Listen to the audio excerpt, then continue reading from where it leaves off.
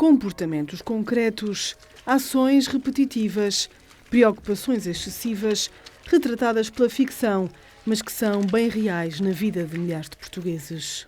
Por exemplo, hoje de manhã, eu fui tomar o pequeno almoço e tiro uma fatia de pão e a fatia de pão, por alguma razão, no meio, tinha uma cor diferente.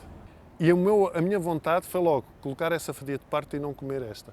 Mas a partir do momento que eu faço isto, eu estou a abrir um leque de possibilidades ao meu cérebro para todas as situações que forem semelhantes a esta, eu ter o mesmo comportamento. Desta vez, a estratégia para combater o pensamento funcionou e a obsessão ficou para trás. É resultado de quase 2 décadas de terapia, depois de, aos 26 anos, António Raminhos ter percebido que tem perturbação obsessivo-compulsiva. Quando eu reparo e já estou há 2 horas a arrumar a gaveta e não consigo sair dali, se calhar é melhor eu ir falar com alguém, tentar perceber até que ponto isto é uma condição ou não, ou que está a limitar a minha vida. Hoje não limita? Limita, então não limita. Claro, limita, não limita o que limitava. O humor serve para normalizar, a família entende e sabe como tentar acompanhar, porque as dúvidas fazem e farão sempre parte do dia-a-dia.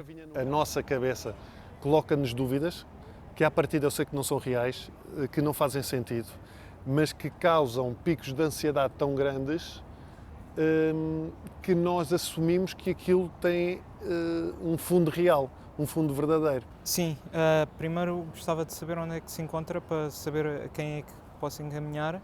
Onde quer que esteja, Miguel atende as chamadas de quem, do outro lado, assume que precisa de ajuda.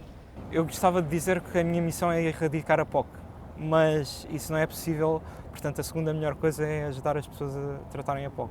Porque sentar-se nesta pedra... E porquê que era impossível? Porque todo o medo do chão e de contaminação. Na escola lavava muitas vezes as mãos, quando chegava a casa tinha de tirar a roupa e pôr a roupa num cantinho específico para a roupa e lavar as mãos 14 vezes, depois ia comer, voltava, lavava mais 14 vezes. Na minha cabeça o que se passava era, se eu ficar contaminado, eu ou a minha família vão morrer. Foram anos de isolamento, tristeza e incompreensão.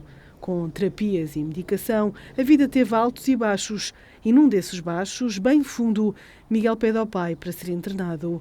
Paulo acompanhou, fez de tudo para encontrar o caminho mais adequado. A primeira grande dificuldade é o diagnóstico. O diagnóstico médio dura entre 12 a 14 anos.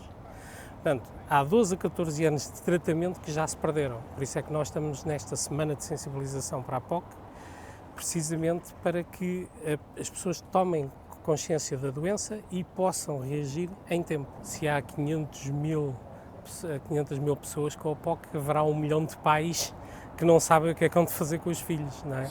E são esses pais os primeiros a ligar para a associação que Miguel e Paulo criaram e da qual António Raminhos é embaixador.